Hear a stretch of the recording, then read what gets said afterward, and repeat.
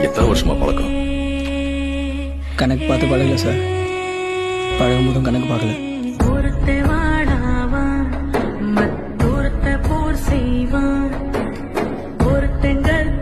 ஒருத்தன் கல்லண இரட்ட பிரளயமே ஆனை ஒருத்த சீனை ஒருத்த இனஞ்சு வளம் வரும் கழகமே இழுக்கும் மூச்சிலும் இருவர் பேச்சிலும் நட்பு வாசமே நூறாள்